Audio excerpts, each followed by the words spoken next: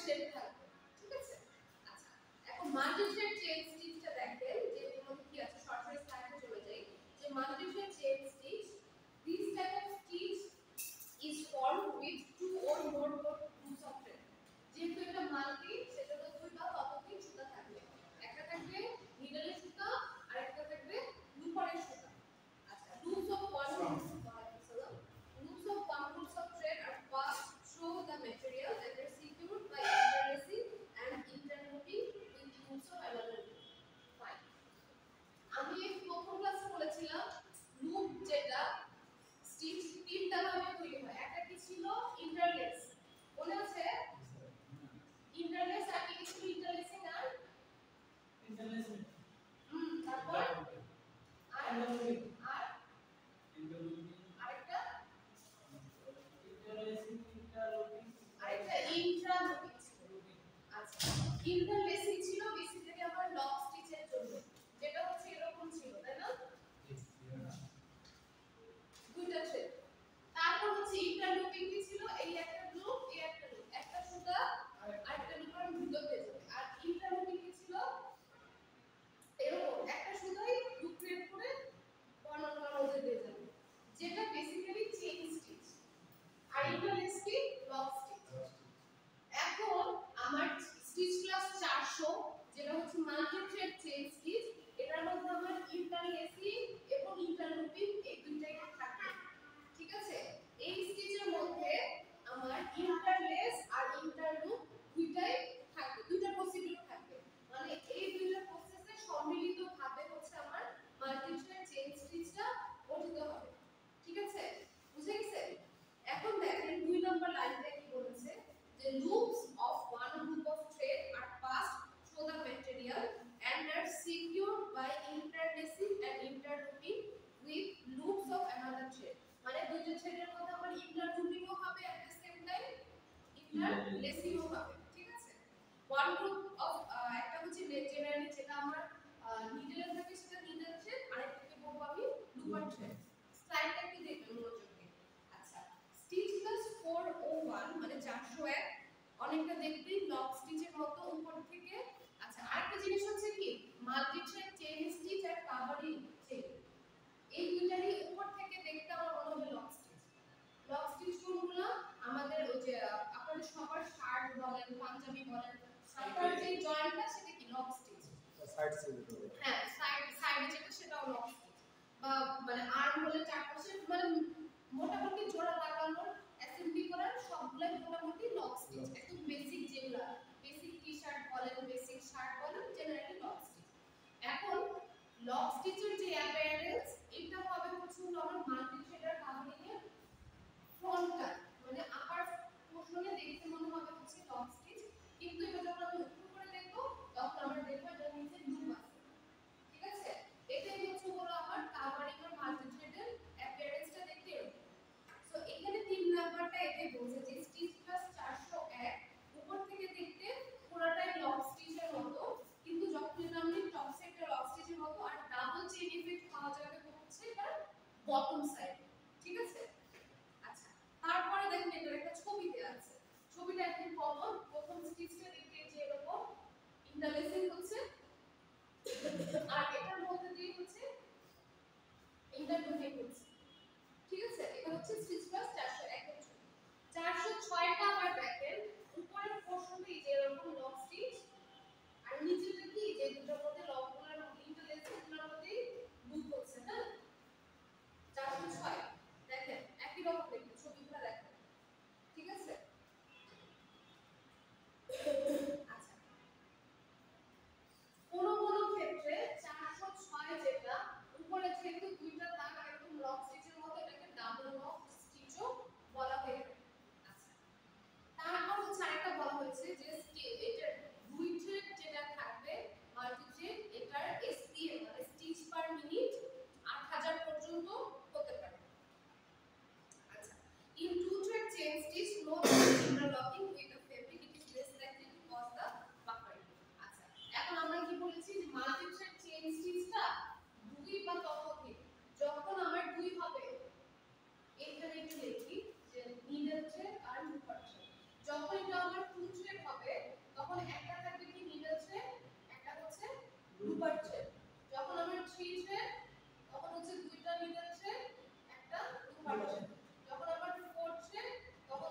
Needle দুইটা two part যখন আমি 5 থ্রেড তখন দুইটা নিডল তিনটা টু পার্ট এরকম করে সংখ্যাগুলো বাড়ে আর কি সাধারণত 5টা পর্যন্তই হয় মানুষের তো এখানে যে কথাটা বলছে যখন একটা নিডল আর একটা লুপার তখন হচ্ছে কি মানে ইন্টারলেসিংটা হয় না শুধু লুপিং হয় ইন্টারলুপিং হবে যখন হচ্ছে দুইটা থ্রেড তখন শুধুমাত্র ইন্টারলুপিং হয় যেহেতু যখন শুধুমাত্র ইন্টারলুপিং হবে তখন হচ্ছে টান দিয়ে সুইচটা চালালে সিম পাকারি হয়ে যায় সিম পাকারি কি বুঝছে মানে কি হয়ে যায় বুঝায় যায় যে জায়গাটা বুঝতে যাবে আর কি সেটা হচ্ছে সিম পাকারি যখন শুধুমাত্র ইন্টারলুপিং হয় তখন মেশিনের টান দিলে এক জায়গায় হচ্ছে বুঝতে যায় কাপড়টা ইয়েটা ঠিক আছে আচ্ছা এখন হচ্ছে বলে যে মাল্টিট্রেড চেন স্টিচে কোনটা কোথায় ব্যবহার করা হয় ফ্রেমে ব্যবহার করা হয় হ্যাঁ আবার অনেক সময় সাইড স্টিচে মাল্টিট্রেড চেন স্টিচ এটা ব্যবহার করা হয় ওকে বুঝা গেছে কোন মেশিনে পাওয়া যাবে যেমন কানসাই মেশিনে মাল্টিট্রেড চেন স্টিচটা কিন্তু ক্রিয়েট করা যায় ঠিক আছে সো এই হচ্ছে মাল্টিট্রেড চেন স্টিচ এবার হচ্ছে স্টিচ প্লাস পার্সন মাল্টিট্রেড বুঝা গেছে কনফিউশন আছে ল্যাবে একটা মানে মিডের পরে একটা ক্লাস আমরা ল্যাবে সবগুলো মেশিন চালায় চালায় স্টিচগুলো দেখব আপনাদের ল্যাব ইয়েটা ল্যাব অ্যাসিস্ট্যান্ট হচ্ছে এই যে এক তারিখ থেকে জয়েন করবে আমাদের ল্যাবে মেশিন চালাতে কোনো সমস্যা নাই তো আমরা প্রথম ক্লাসে মেশিনারিটা দেখব হচ্ছে হলো এইভাবে প্রত্যেকটা থ্রেড প্যাচটা দেখব কোথা থেকে কোথায় যাচ্ছে তারপর হচ্ছে একটু চালায় চালায় সবগুলো স্টিচ দেখব ওকে মিডল পরে হ্যাঁ মিডের পরে একটা ক্লাস একদিন আমরা পুরোটাই ল্যাব করব বা এরকমও করতে পারি যে 30 মিনিট ক্লাস 30 মিনিট ল্যাব এটা করলে বলা হয় ওটা একদম পুরোটাই পুরোটাই ল্যাব এগুলো আপনারা নিতে পারবেন না হ্যাঁ রেগুলার তো নিতে পারবো না কিন্তু দুই দিন অ্যাট লিস্ট চেষ্টা করতে হবে একটা ক্লাস নিতে এটা আমরা ল্যাব রুমের ভিতরে বা একটা কাজ করতে পারি ল্যাবের ভিতরে হচ্ছে আর হ্যাঁ আছে আমরা একদিন পুরো দুইটা ক্লাস আমরা পুরো ল্যাবে করলাম এগুলো না করে ল্যাবে গিয়ে যখন ক্লাস করলে পুরো ল্যাব করলাম আচ্ছা এখন হচ্ছে স্টিচ প্লাস পার্সন এটা হচ্ছে ওভারএজ ওভারএজ হচ্ছে আমরা সবাই পরিচিত কি কারণে ওভারএজ করি কারণ হচ্ছে আমাদের বেসিক্যালি ওভারএজ স্টিচটা ব্যবহার করা হয় হচ্ছে কাপড়ের যে রিভিলিং টেন্ডেন্সি আছে রিভিলিং টেন্ডেন্সি কি সুতা খুলে যাওয়ার যে টেন্ডেন্সিটা আছে আমাদের ওইটাকে প্রিভেন্ট রিমুভ না অ্যাকচুয়ালি মানে ওইটার এগেইনস্ট একটা প্রিভেন্টিভ অ্যাকশন আছে প্রোটেক্ট করার জন্য হ্যাঁ রিমুভ তো আসলে এটা করা সম্ভব না কারণ কাপড়ের টেন্ডেন্সি হচ্ছে যখন টেনশন আস্তে আস্তে কমতে থাকে সুতা উঠে যায় হ্যাঁ সো এটাকে প্রোটেক্ট করার জন্য হচ্ছে হলো আমরা ওভারলক স্টিচটা দিয়ে থাকি কি করি এটা তো হচ্ছে হলো আমরা ফেব্রিক জয়েন করার পরে যে এজটা আছে মানে প্রান্তটা আছে সেটাকে আমরা সিলাই করে বন্ধ করে দিই মুখটা বন্ধ করে দিই যাতে হচ্ছে সুতা বের হয়ে না আসে ঠিক আছে এটাই হচ্ছে আমার বেসিক ওভারলক স্টিচের ব্যবহার করার মূল কারণ ওকে আচ্ছা এখন একটু স্লাইডটা দেখেন স্লাইডের লাইনগুলো তাহলে আমার সাথে সাথে দেখলে আর হচ্ছে হলো পড়ার সময় সমস্যা stitches are formed by two or more threads overage বা overlock stitch A two or more threads okay আচ্ছা they have general characteristics that loop from at least one group of thread pass around the edge of the material another remove edge needling আছে এখানে যেটা বলা হয়েছে যে যে কোনো একটা থ্রেড গ্রুপ পুরো এজটাকে আমরা কভার করবে এজটাকে কভার করবে মানে এই যে দুইটা প্রান্ত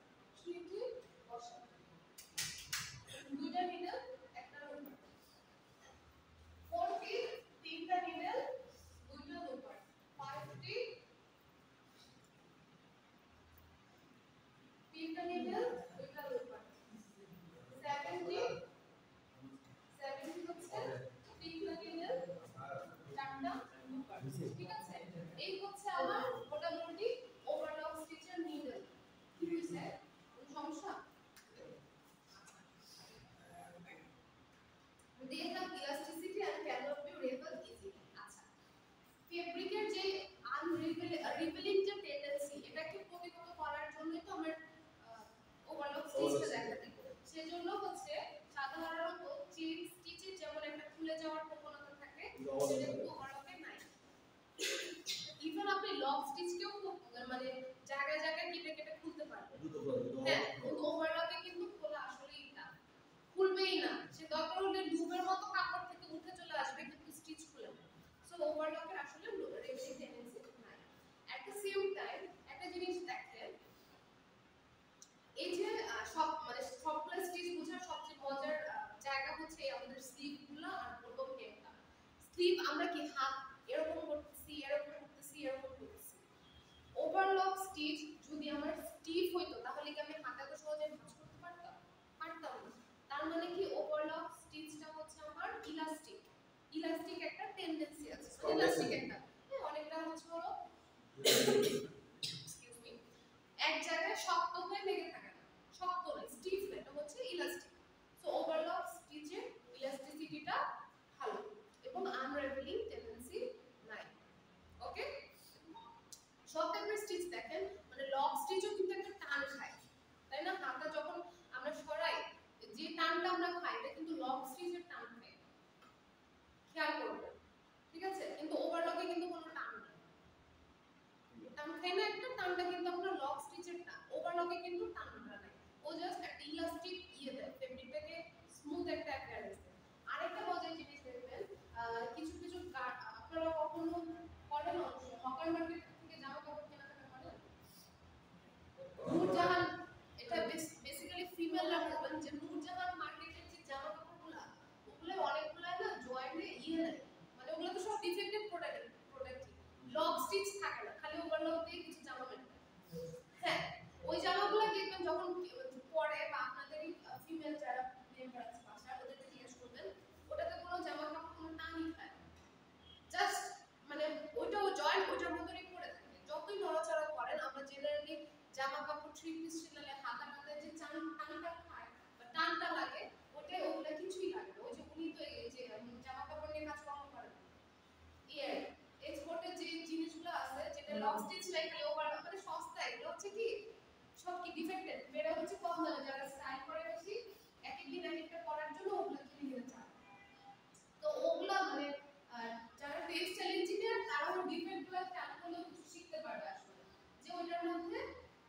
লক স্টিচ না থাকার কারণে খুলে যায়, ছিঁড়ে যায় তাড়াতাড়ি, কিন্তু হচ্ছে কোনো একদমই হচ্ছে কোনো মানে স্টিচের যে টানটা থাকে সিম লাইনে ওটা আলাদা, খুবই কমফোর্টেবল, কিন্তু ওটা তাড়াতাড়ি খুলে হয়ে যায়।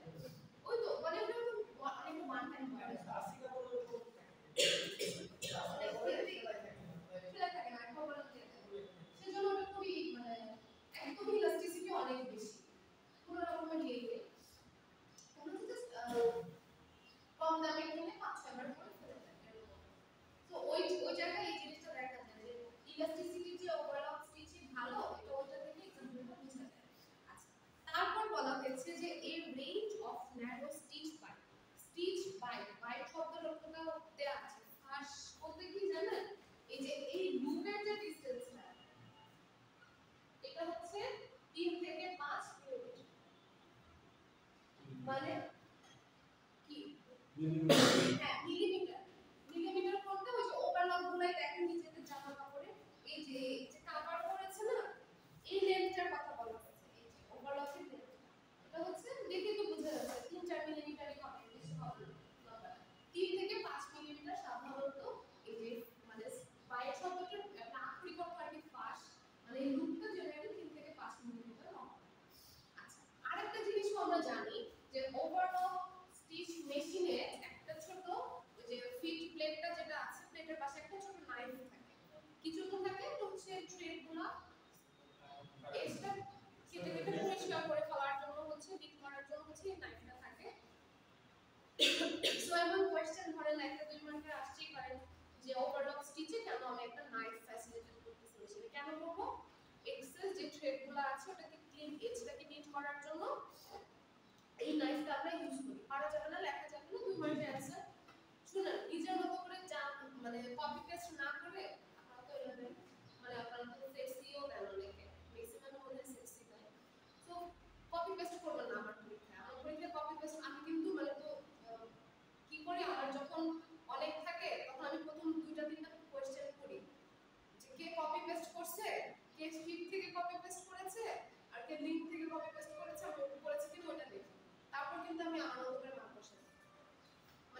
পরীক্ষায় যারা কম পায় বা একদমই বিয়ের উপরে উঠেই না, তার বেসিক কারণ হচ্ছে আমি প্রথমে দুইটা প্রশ্নের উত্তর করি। যখন আমি দেখি যে নিজে থেকে কিছুই লেখা নাই, কপি পেস্ট করেছে গুগলে বা হচ্ছে শিট থেকে কপি পেস্ট করেছে, যে নিজে থেকে লিখছে তার তো পড়লেই বোঝা যায় আপনাদের কারে গ্রামাটিক্যালি ফুললি লেখা ঠিক মতো হয় না। নিজে থেকে লিখছে মানে হচ্ছে বোঝাই যায় যে একটু ভুল টুল করে লিখছে। হ্যাঁ, ন্যাচারাল, যেটা স্বাভাবিক, অর্গানিক। হ্যাঁ, পিওর ইনহেরেন্ট কোয়ালিটি, যেটা ওই যে লিখলে আমি মার্কটা মানে 3 এর উপরে উঠবে আমার সাবজেক্টে। আর যখন আমি প্রথমটা পড়ে তো বুঝি যে তো বাবা কপি পেস্ট, তারপর আমি কোন आंसर কিন্তু আমি পড়ি না, জাস্ট আমার 3 দেয়া 3 দিয়ে দিয়ে 2.75 বা 3 দিয়ে আমি জাস্ট মার্ক শেষ করি। এটা হচ্ছে শুধু আমি না, আমি এমন করি, হ্যারোল্ড স্যার এমন করে, তারপর মানে পুরান যারা আছে বাকি নতুন চারজনের কথা আমি জানি না, মিম ম্যামও কিন্তু সেম কাজ করে। আমি হ্যারোল্ড স্যার, মিম ম্যাম, আমরা জাস্ট এই কাজটাই করি। প্রথম দুটো কোশ্চেন করি, যখন আমি বুঝি পাস হয়ে গেছে সব মিম প্রশ্ন ম্যাম পাস। আসে না, এসএসসি ছিল, এসএসসিটা তো ডিজাইন বলে তো না থাকে, এখন দেখ ভিডিও দেখলে তো সব ডিজাইন গুলো কিন্তু পাস করেছে, কোথা থেকে দিয়েছে নাম্বার, কোথা থেকে আলাদা পাইছে না, ম্যামই তো দিয়েছে।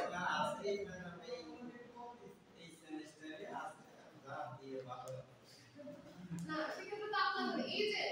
চিন্তা করেন আগে 10 ব্যাচ 11 ব্যাচের তোমাদের আমার এমন রেকর্ড আছে, আমি হচ্ছে আপনাদের বলে ইন্ডাস্ট্রিয়াল ইউটিলিটি না 10 ব্যাচের নিয়েছি, 10 ব্যাচের ইন্ডাস্ট্রিয়াল ইউটিলিটি, তারপর টেস্টিংও আমাদের পড়াচ্ছিল, টেস্টার টেস্টিং, হ্যাঁ, প্রায় ভলিউম ইনস্ট্রুমেন্ট এইচভিআই, আমার অ্যান্সার লিখছে কি জানেন, কপি পেস্ট করছে এইচভিআই টা না লিখে গুগলে সার্চ দিছে এইচআইভি দিয়ে। আমার কোশ্চেন ছিল হচ্ছে এইচবিআই নিয়ে একটা শর্ট নোট লেখা 5 মিনিটের কোশ্চেন, ওর মধ্যে এইচআইভি কেন হয়, এইচআইভি কারণ কারণ নিয়ম থেকে শুরু করে পুরো কপি পেস্ট, পুরো এইচআইভি। হ্যাঁ, আরে এই অবস্থা থাকলে আপনাদের যে এই অবস্থা পড়াতে মার্কস পেয়ে পর্যন্ত আসলে এটাই এটা তো সবাই না সবাই না, আমরা একটু দেখি আমাদের তো ওই কথাটা ফেলাই না সেটা তো কপি পেস্ট করতে মানে এই যে আমরা কপি পেস্ট করলে যারা তো বুঝিয়ে যায়, কিন্তু অনেকে কিন্তু আপনি নিজে থেকেও লেখে, সবাই যে লেখে না তা না। যারা কেউ আবার নিজে থেকেও একটু কষ্ট করে সময় লাগে, যারা নিজে থেকে লেখে তারা আসলে দেখবেন যে তাদের রেজাল্টটা আমাদের মানে যারা এটা ভয় না ভয় না তাই তারপরে কি হয়েছে লাস্ট কি করে আমরা যেমন মনে আর দেখা ধৈর্য থাকে না যারা লিখে তাদের অবশ্যই দেয়। আমার ইন্টেনশন আমি কখনো এরকম অথবা আপনি কিন্তু আমরা কিন্তু প্রথম দুইটা কিন্তু আমি পড়ি, সবার সাথে প্রথম দুইটা আমি এখন পড়ি, যে হ্যাঁ আমি তো নিজের টেকনিক বলে দিলাম, আমার সাবজেক্টে বেশি পাওয়ার টেকনিক আমি বলে দিচ্ছি, কপি পেস্ট করে একটু ভুল বানান না। ঠিক আছে ম্যাডাম আপনি আচ্ছা ঠিক আছে, তো বলে দিলাম আর কি। ম্যাডাম আমাদের এটা শেষ সেমিস্টার আচ্ছা দেখবো আপনারাও একটা সুযোগ করে দিন।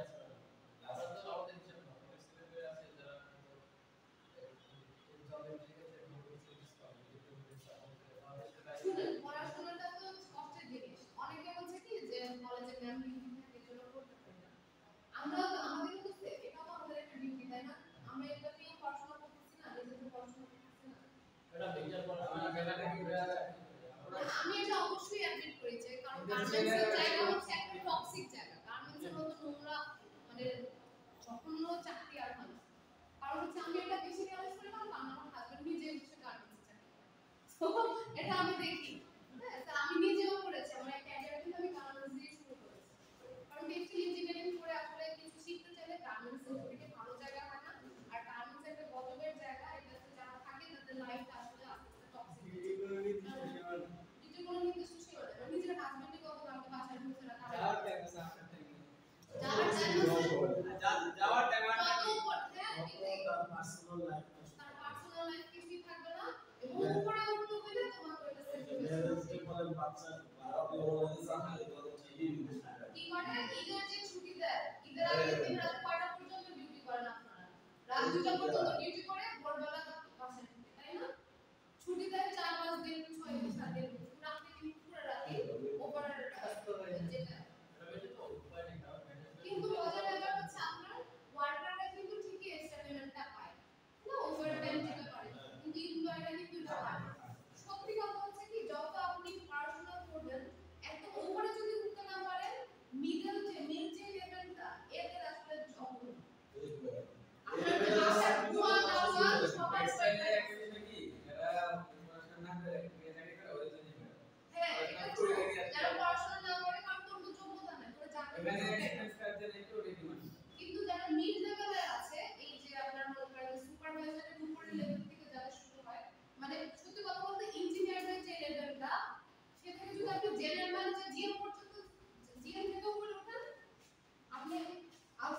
বেশি সুবিধা পাবেন মানে এই যে থেকে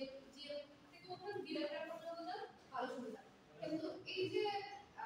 জুনিয়র এক্সিকিউটিভ থেকে ম্যানেজার সিনিয়র ম্যানেজার পর্যন্ত যে লেভেলটা এটা আসলে কোনো কি বলবো এটা ভাই টপ লেভেল গুলো দেখবেন যে আপনি আমি বলতে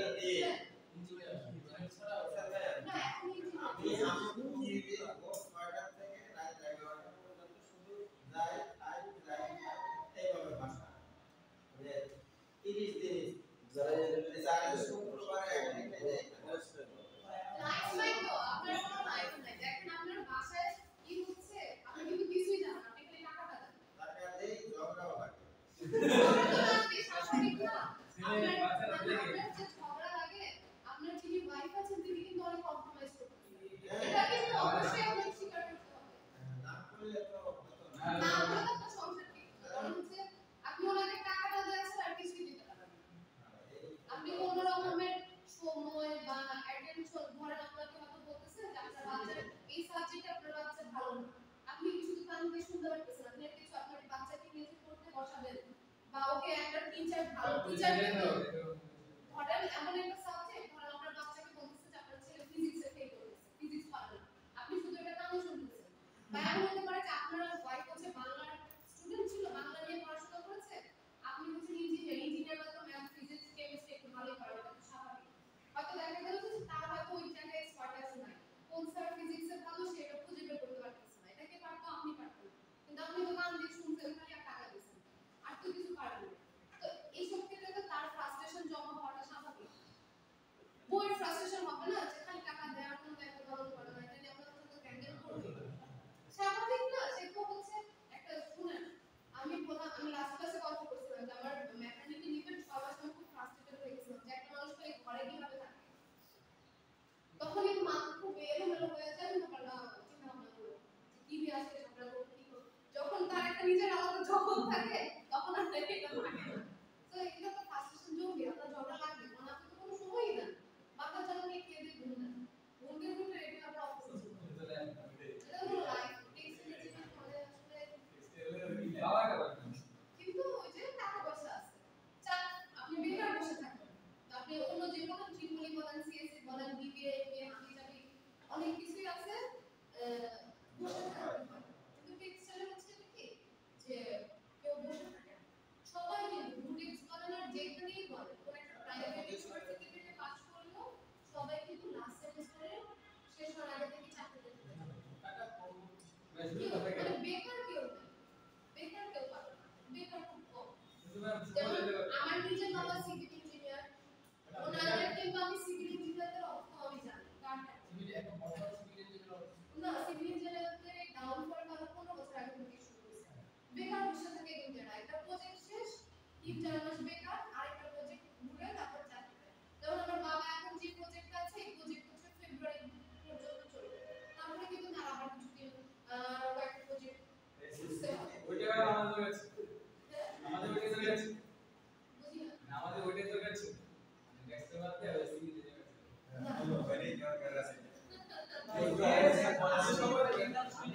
আমি সিভিলের কাছে গেছি তো ভালো এক বছরের মধ্যে আমি ফাইনাল হ্যাঁ এরকম সিভিল ইঞ্জিনিয়ার আমার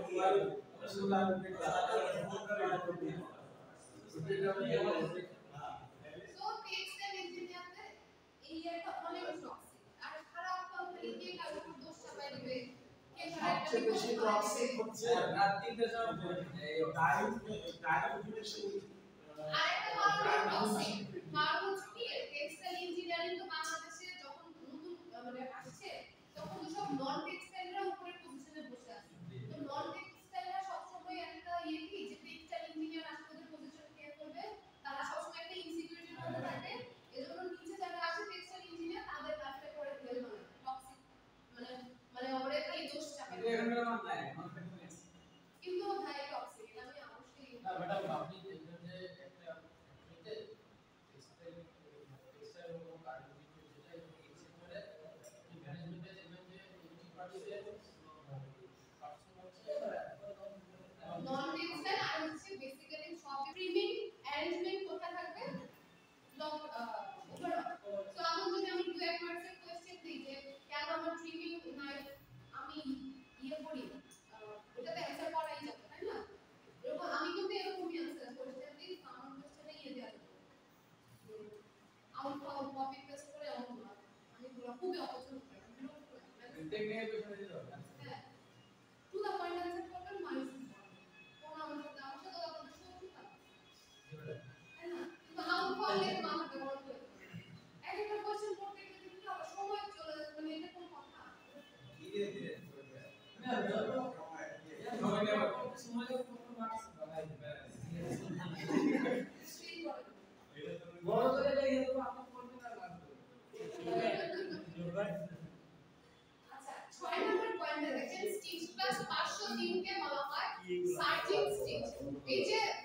এগুলা তো পয়েন্ট করেন সার্জিং স্টিচ সো আমি কোশ্চেন কিন্তু এরকম আরো কয়েকটা স্টিচের নাম বলছি স্যাডেল স্টিচ বলছি সার্জিং স্টিচ লাইন স্টিচ সো এরকম একটা কোশ্চেন আমি দিতে পারি যে এক্সপ্লেইন স্যাডেল স্টিচ সার্জিং স্টিচ তো এরকম 2-3 মার্কের কোশ্চেন থাকে এখন সার্জিং স্টিচটা কি দেওয়া আছে দেখেন সার্জিং স্টিচ হচ্ছে যখন আমি টু থ্রেড ওভারলক স্টিচটাই হচ্ছে সার্জিং স্টিচ টু থ্রেড একটা নিডল একটা লুপার আর স্টিচ প্লাস হচ্ছে 503 ব্যবহার করা হয় কোথায় বেশি বেঞ্চ ব্যান্ড তো আমি যদি কোশ্চেন দেই যে write a short note on সার্জিং stitch answer কি হবে সার্জিং stitch is a subtype of overlock stitch two threads are used one is looper thread another is needle thread and it is mostly used in bench band শেষ mark 3 আমি দিয়ে দেব ঠিক আছে এক লাইনে দিয়ে দিবেন হ্যাঁ এক লাইন করে সুন্দর করে লিখে দিয়ে দিব দাও কপি পেস্ট একটা লিঙ্ক জীবন হলো বলে লাগবে হ্যাঁ এই গোপন সত্য দেওয়ার জন্য আপনাকে অসংখ্য ধন্যবাদ আমি ইচ্ছা করে দিলাম তোর মাথা গরম করে দেবেন ম্যাডামের সবাই বাসা হ্যাঁ আমার সময় দাম আছে তারপর হচ্ছে তারপরের যে পয়েন্টটা আরেকটা ইম্পর্টেন্ট পয়েন্ট সেটা হচ্ছে ল্যাচ ব্যাক আপনাদের সবার জামা কাপড়ে একটা ওভারলক স্টিচ আছে তো দেখেন সবাই সবার স্লিভের ওভারলকটার দিকে একটু খেয়াল করেন সিলিং করতে তো সাইড না ছাড়া দেখতে পারেন এখানে দেখুন আমি আগে আমার ওভারলকটা দেখাই আপনাদের এই যে দেখেন প্রথম শুরুর দিকে যারা আছে এই যে ওভারলক পুরো স্টিচটা তো গেছে তাই না এই পাশটা দেখেন একটু বোটের সামনে এনে আমরা একটা ডাবল স্টিচ দিছি না ওভারলকে কিন্তু ডাবল না এটা টাক না বার টাক না এটা হচ্ছে ব্যাক একটা স্টিচ দিছে ওভারলকেরই একটা ব্যাক স্টিচ দিছে সেটা হচ্ছে ল্যাচ ব্যাক মানে হচ্ছে স্টার্টিং পয়েন্টে যা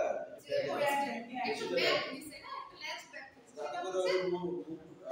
ওপেন না হয় ওপেন না হয় এটা হচ্ছে ল্যাচ ব্যাক তো 6 নম্বর পয়েন্টটা দেখেন কি বলছে যে special machine attachment is available which can latch back the chain end at the starting end of the seam starting end of the seam এর মধ্যে একটা একটু ভাঁজ করে একটা যে ল্যাচ ব্যাক দিছে সেটাই হচ্ছে কথা বলতেছে ঠিক আছে সবার ওভারলকে এরকম দেখতে যে একদম স্টার্টিং পয়েন্টটাকে একটু বাঁকা করে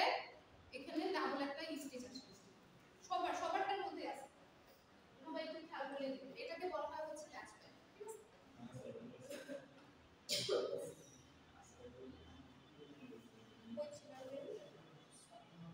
হ্যাঁ 7 নম্বর পয়েন্ট হচ্ছে ল্যাচ ব্যাক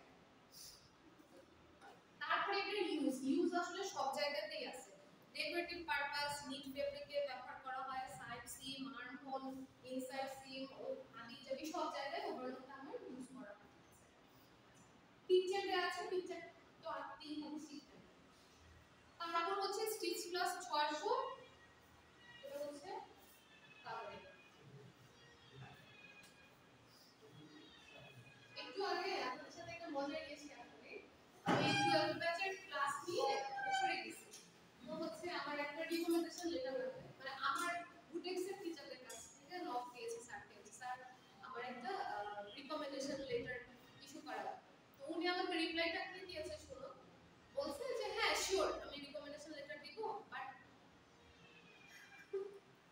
এটা মেইনটেইন করবা যে it is not a copy paste AI generated or paraphrase মানে বুঝছেন আমি কারোটা থেকে কপি পেস্ট করতে পারবো না এআই দিয়ে জেনারেট করতে পারবো না আবার কারোটা নিয়ে প্যারাফ্রেজ করে করতে পারবো না আমাদের টিচারও কিন্তু আপনাকে একই কথা বলে। মজার ব্যাপার কি জানেন, আমি কিন্তু আসলেই আমার একটা ফ্রেন্ডের উপরে ওর হিজগুলা হার করছি নামটা আমার জন্য দিতে বুঝছেন স্যার? কি বলতে বলেন তো? হ্যাঁ, আমি আমার একটা ফ্রেন্ডেরটা নিয়ে চালাই দিচ্ছিলাম যে আমি কত ছাত্র থেকে নিয়েছি, জাস্ট হিজগুলা হার করছি, আমার নাম আমার নাম বদলাইছি, আর তো হ্যাঁ, আমি হচ্ছে কপি পেস্টই করছিলাম। আর আমি হাসতেছি স্যারের রিপ্লাই দেখে যে আমি পরে ওখানে উপরে কে জানি উপরে গেলেন, আমি বললাম যে আসতেছি, আপনি গেছিলেন? আপনি গেছিলেন? আমি বললাম না যে আচ্ছা বাস আমি আসতেছি। তো পরে আমি আর ওটা একটু চেঞ্জ করে কয়েকটা ওয়ার্ড একটু চেঞ্জ করলাম, কিছু ইনফরমেশন অ্যাড করে তারপর স্যারকে পাঠালাম। শিওর ওই একটু পরে আবার বলবো যে কি ফাহিমেরটা মেসো তুমি, কারণ টিচাররা আসলে এমন একটা মানে মানুষ, আপনার সাথে তখন প্রত্যেকদিন বন্ধুর মতো প্রত্যেকদিন হাই হ্যালো এরকম হবে না, টিচাররা কিন্তু বুঝে কোন স্টুডেন্ট কি করে।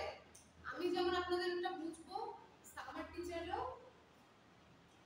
তাই বুঝে। মানে শিক্ষক আসলে মানে আপনি যখন ওখান থেকে এখানে এসে দাঁড়াবেন, শিক্ষকের আপনার থেকে শিক্ষক বয়সে ছোট হোক বড় হোক যেমনই হোক, শিক্ষক কিন্তু স্টুডেন্টের মাথায় কি চলে সব বুঝতে পারে। তা আমার মাথায় যে আসলে কপি পেস্টে দিয়ে দিয়েছিল, আমার স্যার কিন্তু আমেরিকাতে ওইখানে থেকে বুঝছে যে ওর দ্বারা কি হইতে পারে না হইতে পারে। স্যার আবার তিনটে জিনিস মেনশন করছে, এআই জেনারেটেড হতে পারে না, যেহেতু আমরা হচ্ছে একটু ফাঁকিবাজ, আমরা কি করবো বলার জন্য যে হচ্ছে চ্যাট জিপিটি রে বলবো যে একটা লিখে দে, স্যার আমি মানা করছি এআই জেনারেটেড হতে পারে না। আবার যেহেতু টিচিং ফিল্ডে আছি, খুব ইজিলি আমরা প্যারাফ্রেজ করি ফিল করতে, স্যার ওটাও জানেন প্যারাফ্রেজ করা যাবে না, কপি পেস্ট করা যাবে না। এই হচ্ছে টিচার আসলে এমনই বুঝে নিজ, কারণ নিজেও তো ওইরকমই নিজে তো নিজের ইয়ে তো বুঝে যে এগুলো আমার শিষ্য, উনিও তো ওনার লাইফে এরকমই করে আসছে। টিচাররা টিচার আসলে টিচাররা টিচার সবকিছু প্যারা সহ্য করি তো এত দূরে গেছে। আমি সমস্যা কি আমাদের দেশে হচ্ছে আমি যদি পরীক্ষায় লিখতেছি, আমি আমার মতো করে লিখতেছি, কিন্তু অনেক টিচার আছে আমাদের ছোটবেলা থেকে শেখা আছে যে ঠিক ওই নোটটা ওই বইয়ে আমি যেভাবে পড়েছি সেই নোটটা হলে আমি নোট না পড়াই। আসলে এটা হচ্ছে কি জানেন, এই জন্য আমাদের মাথায় কাজ করে কি আমরা যে আমাদের ঠিক আছে ওই লেখাটাই লিখি, আমরা বাইরে যাবেন আপনি আপনার মতো করে লিখছেন, সেটা ভুল করতে আপনি লিখবেন না, এটা যে ওই রিলেটেড হলে আপনি আপনার মতো করে লিখছেন, এটা যে 80% 90% মার্কস আসলে এই জন্যই না বাইরে যখন যায় মানুষ দেখবেন, আমরা হয়তো সো কল্ড আমাদের কিছু ক্রাইটেরিয়া আছে না যে কে ভালো স্টুডেন্ট কে খারাপ স্টুডেন্ট আমাদের কিছু, কিন্তু দেখবেন বাইরে যখন যায় কিছু ব্যাক বেঞ্চাররাই না অনেক ভালো করে, কারণ হচ্ছে কি ওদের মার্কিং ক্রাইটেরিয়া বলেন, ওদের অ্যাসেসমেন্ট ক্রাইটেরিয়াটা আমাদের থেকে পুরাই আলাদা। সেজন্য আমাদের এখানে যাদেরকে আমরা ভালো স্টুডেন্ট বলি না, বলি যে এর মতো কাকা হয় না, কাকা হলে ওরা যে ভালো হয়, কারণ ওদের অ্যাসেসমেন্ট ক্রাইটেরিয়াটা ডিফারেন্ট। আমাদের ছাড়া আমাদের ইউনিভার্সিটি উনি ওনার যে নোটটা ওই নোটটা ছাড়া অন্যভাবে লিখতে পারে অনেক জায়গায় এরকম, স্পেশালি আমাদের বই স্কুলগুলোতে আছে উনি কি করে যে এই ইউনিভার্সিটি অনেক সারা জীবন ফাস্ট করে। এটা আসলে আমাদের আসলে ইনভেস্ট করতে হবে কোথায় জানেন, আপনি যখনই প্রাইমারি সেকশনে ইনভেস্ট করবেন, প্রাইমারি টিচারদের মান আপনি ড্রাস্টিক চেঞ্জ আনবেন, ভালো স্টুডেন্টরা ওগুলোতে যাবেন, তখন দেখবেন একটা জীবন। আমরা যখন প্রাইমারিতে পড়ছি প্রাইমারিতে বই যা আছে পুরো দাঁড়ি কমা এমন মানে আমাদের টেন্ডেন্সি ছিল যে ইংলিশ মিডিয়ামে ফলাফল দেখবেন বাংলা মিডিয়াম থেকে ডিফারেন্ট হয়ে গেল, কারণ ওদের যে ভালো টাকা দিয়ে যে ভালো মানুষগুলোকে ভালো টিচারগুলোকে শিক্ষিতগুলোকে দেয়, সেজন্য ইংলিশ মিডিয়ামের ফলাফল হলো সেম লেভেল, ক্যালিবার সেম, কিন্তু ওদের আরো ভালো, ওরা আরো মানে এক্সট্রা কারিকুলার স্কিল সবকিছু রাখতে হবে। জাস্ট এটাই আপনার ছেলেকে এত মোবাইল দেন, অনেক মোবাইল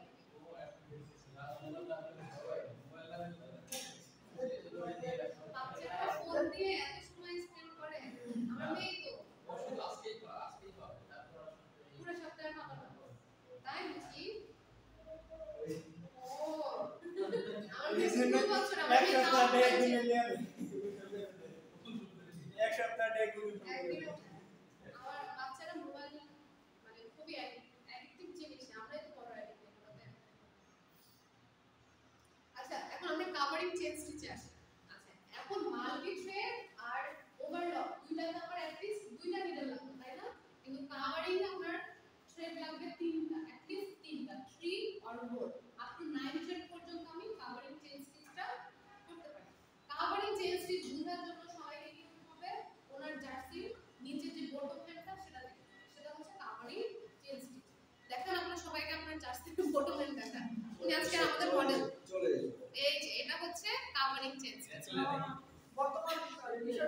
টি-শার্টে মানে যে কোনো জার্সি টি-শার্টের যে বটম হেম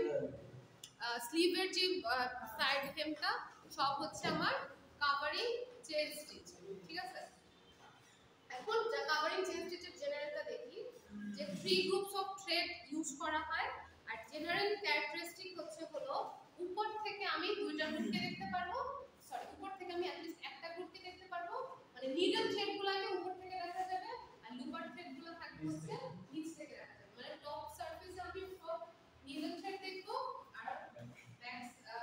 মানে বটম বা ব্যাক সাইডে হচ্ছে সব লুপার থ্রেড। এখন মজার ব্যাপার আপনি উপরের সারফেস দেখেই কিন্তু বুঝে যেতে পারবেন যে এখানে নিডল থ্রেড পাবেন, তাই না? উপরে যদি দাগ একটা হয় তাহলে নিডল থ্রেড একটা, দুটো হলে দুইটা, তিনটা হলে তিনটা নিডল থ্রেড। আর বাকিটা তো আপনার নিচের গ্রুপ দেখে বুঝে যাবে যে টোটাল কয়টা থ্রেড আপনি ইউজ করবেন সেটা বুঝে যাবেন। ওকে, এখন হচ্ছে তিনটা থ্রেড থাকলে আপনার স্টিচটা কিভাবে ফর্ম হবে সেটা বলা হচ্ছে। এটার যে 2 নম্বর যে পয়েন্টটা সেটা একটু জটিল, লাইনটা অনেক বড়, সেজন্য আমি পড়ে দিচ্ছি যাতে আপনাদের বুঝতে সুবিধা হয়। Loops of the first group of threads, needle thread, are passed through the loops of thread group already cast on the surface of the material. Then through the material where they interloop with the acha. Basic হচ্ছে needle thread এর generally আমরা কিছু use করি NEET ফেব্রিকে, তাই না? Covering chain system NEET ফেব্রিকের নিচেরই তো loop আছে। এখন নিডল থ্রেডটা করবে কি, প্রথমে নিট ফেব্রিকের লুপের ভিতর দিয়ে যাবে, বুঝলাম? কিন্তু নিডল থ্রেড গেল ও কি করবে, ইন্টারলেস করবে কার সাথে, সরি ইন্টারলুপ করবে কার সাথে, সেকেন্ড গ্রুপের সাথে। মানে ওর কাজটা তো এটাই, ইন্টারলুপ। এটা নিডল থ্রেড হইলে এটা হচ্ছে লুপার থ্রেড, মানে সেকেন্ড গ্রুপ। ফার্স্ট গ্রুপের নিডল থ্রেড এরকম একটা জিনিস ক্রিয়েট করবে, ওর উদ্দেশ্য হচ্ছে এটা। কিন্তু যাবে কার মাধ্যমে, মাঝখান দিয়ে যে বডি ফেব্রিকটা আছে না, ফেব্রিক নিট ফেব্রিক, ওই নিট ফেব্রিকের লুপের মধ্যে দিয়ে ঢুকবে। মানে এখান থেকে নিট ফেব্রিকের লুপ হয়তো এখানে আছে, ও এই নিটের লুপের ভিতর দিয়ে ঢুকলো, আবার এখান দিয়ে হচ্ছে আরেকটার সাথে ইন্টারলুপ। আমার মেইন সেন্টেন্সেরটা অর্থ বুঝে গেছে? নিডল ফেব্রিকটা মানে সরি নিডল থ্রেডটা আমার যে ফেব্রিকের লুপ আছে ওইটার মধ্য দিয়ে সেকেন্ড গ্রুপের সাথে ইন্টারলুপ ক্রিয়েট করবে। ওকে, loops of the first group of thread are passed through the loops of thread group already cast on the surface of the material and through the material where they interloop with the loops of second group underside of the material. The second and third group are usually referred to as top cover threads and bottom cover or the people cover. The second and third groups are usually referred to as the cover threads and the bottom cover or the looper thread. আচ্ছা, উপরে আমার যেটা আমি বললাম যে cover মানে উপরে থাকবে মিডল আর নিচে হচ্ছে লুপার থ্রেডগুলো। সো যখন 3T হবে তখন একটা থাকবে আমার নিডল থ্রেড আর দুটো লুপার থ্রেড, ঠিক আছে? আচ্ছা, stitches of this class are the most complex type of stitch and it may need up to 9 threads including 4 needle thread. এটাও বোঝা যাচ্ছে কাভারিং চেন স্টিচের সুতাও সবচেয়ে বেশি লাগে, স্টিচ যে ডেনসিটি সেটাও স্টিচ ডেনসিটিও বেশি, থ্রেড ডেনসিটিও বেশি, সবচেয়ে বেশি সুতা লাগে আর এটা সবচেয়ে কমপ্লেক্স। হ্যাঁ, 3T থেকে মানে তিনটা থ্রেড থেকে 9 থ্রেড পর্যন্ত এটা ইউজ করা হবে। 3 থ্রেড থেকে 9 থ্রেড, যখন এটা 9 থ্রেড হবে তখন চারটা থাকবে নিডল, পাঁচটা হচ্ছে লুপার। ওকে, stitches class 606 are often called as flat lobe বা flat seam stitches when two fabric are butted together. R stitch class 602 আর 406 দেখতে একই রকম, এটা বলা হচ্ছে। তো এরকম কোশ্চেনও থাকতে পারে যে which two stitches are very similar. 406 602 দেখতে একই রকম। আচ্ছা, they provide a smooth joint with good flexibility. এই লাইনের মানে হচ্ছে দেখেন টি-শার্টের যে বটম হেম আমি কি চাইলেই এটাকে লক স্টিচ দিয়ে করে দিতে পারতাম না? জোড়া লাগানোই তো, দুটো কাপড় পরতে জোড়া লাগানোই তো, মানে বটম হেমটা যেটা টি-শার্ট বা ব্যাগটি ওটা চাইলে লক স্টিচ দিয়ে করা যেত না? যেত কি না? কিন্তু এটাকে ফ্ল্যাট বেড দিয়ে করা হয় কেন? মানে একটা কাভারিং চেন স্টিচ দিয়ে কেন? এটা একটা স্মুথ অ্যাপিয়ারেন্সের জন্য, একটা ইলাস্টিক স্মুথ সুন্দর অ্যাপিয়ারেন্সের জন্য। So covering chain stitch basically একটা স্মুথ অ্যাপিয়ারেন্স দিবে, মানে ফিনিশিংটা সুন্দর, একটা স্মুথ ফিনিশিং দিবে, স্মুথ ইলাস্টিক একটা ফিনিশিং দিবে, সেজন্য আমরা basically covering chain stitch use করা হয়। ঠিক আছে,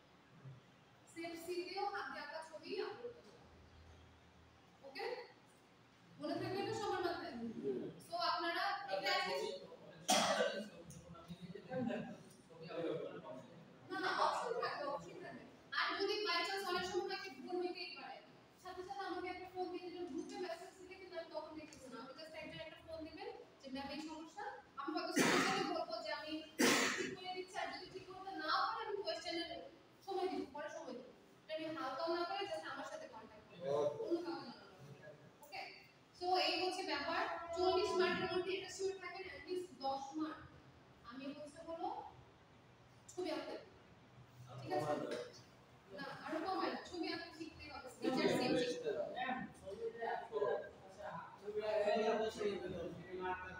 এটা তো মার্কার কাটতে হবে ছবি যদি ঠিক মতো আঁকতে পারেন মার্ক তো কাটা যায় এই জন্যই তো চেষ্টা করি তাতে করে আমরা চেষ্টা করলে মার্ক দিবে তার মার্ক কাছে নাই রোজ একটা জিওগ্রাফি নিয়ে যাবে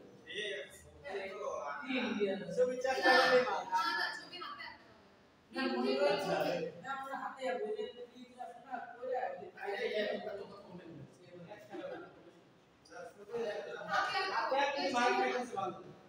স্যার হেটা হেবানো উপর জামবো শিখবেন প্র্যাকটিস করবেন এই প্র্যাকটিস করার সময়টাই তো নেই আপনি আবার শিখে প্র্যাকটিস করবেন কথা বলবো না এসে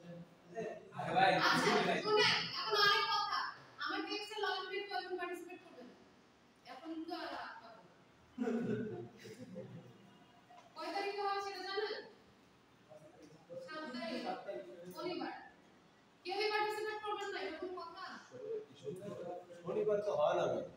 হ্যাঁ আমরা তো চাকরি করি আমাদের শুক্রবার হবে ঠিক আছে ধরে তো সম্ভব না এটা কোনো কথা ইউনিভার্সিটির জন্য একদিন ছুটি নেবেন না কেন আপনি সরকারি চাকরি করেন আপনার তো ছুটি থাকে হ্যাঁ তাহলে আপনার না